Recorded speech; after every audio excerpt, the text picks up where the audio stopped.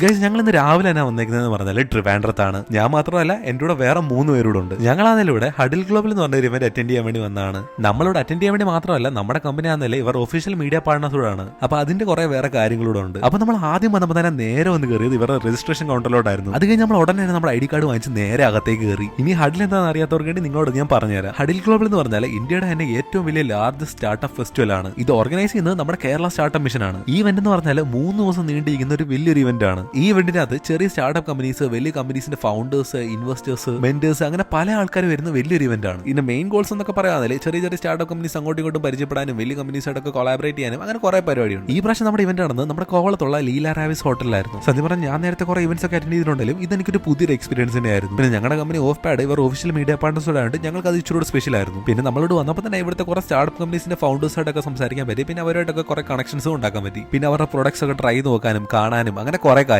പിന്നെ ഇവന്റിന്റെ 3rd day ആയപ്പോഴത്തേക്ക് തന്നെ നമ്മുടെ ചീഫ് മിനിസ്റ്റർ ആയ പിണറായി വിജയനും നിവിൻ പോളിയൊക്കെ വന്നിട്ടുണ്ടായിരുന്നു. പിന്നെ നിവിൻ പോളി അതിലെ നിവിൻ പോളിയുടെ പുതിയ കമ്പനിയായ ക്രേവ് ഇവിടെ വെച്ച് ലോഞ്ച് ചെയ്തായിരുന്നു. പിന്നെ നമ്മൾ ഇത്രയും ദിവസം ഇവിടെ നിന്ന് ചെലവഴിച്ച് നമ്മുടെ ഈ ഹോട്ടലിന്റെ കാര്യം പറയാമെങ്കിൽ അതും അടിപൊളിയായിരുന്നു. പിന്നെ ഇത് ബീച്ച് സൈഡ് ഹോട്ടലായതുകൊണ്ട് തന്നെ ഇടയ്ക്ക് ഇവിടെ ക്ഷീണിക്കും ബീച്ചൊക്കെ വന്ന് കണ്ടിരിക്കാൻ അടിപൊളിയായിരുന്നു. പിന്നെ ഫുഡിന്റെ ഒക്കെ കാര്യം പറയാമെങ്കിൽ ഫുഡും അടിപൊളി ഫുഡായിരുന്നു. അപ്പം നിങ്ങൾ സ്റ്റാർട്ടപ്പ് കമ്പനീസ് ഒക്കെ ആണെങ്കിൽ നിങ്ങൾക്ക് ഇതുപോലത്തെ ഇവന്റ്സിനൊക്കെ പോകാമെങ്കിൽ നിങ്ങൾക്ക് ഒരു വലിയ ഉപകാരമായിരിക്കും.